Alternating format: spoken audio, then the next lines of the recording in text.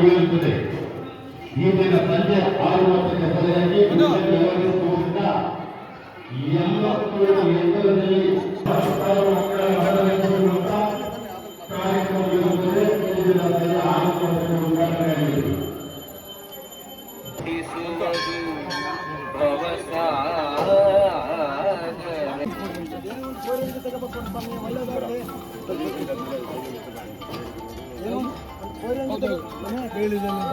ಕೋರಿಯಂಗಿ ತಗೋಬೇಕು 10,000 ರೂಪಾಯಿ ಕೊಡ್ತಾರ ನೋಡಿ ಕೋರಿಯಂಗಿ ತಗೊಂಡೆ ಕೊಡ್ರಿ ಮುಂದೊಂದು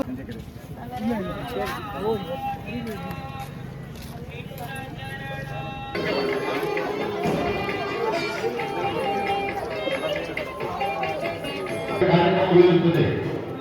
ಈ ದಿನ ಸಂಜೆ 6:30ಕ್ಕೆ ಸರಿಯಾಗಿ ವ್ಯವಹರಿಸುವುದರಿಂದ 87 ಎಕರೆಯಲ್ಲಿ ಮಕ್ಕಳ ಮನರಂಜಿಸುವಂತ ಕಾರ್ಯಕ್ರಮ ಇರುತ್ತದೆ. ಈ ದಿನ ಸಂಜೆ 6:30ಕ್ಕೆ ಉದ್ಘಾಟನೆಯಾಗಿದೆ.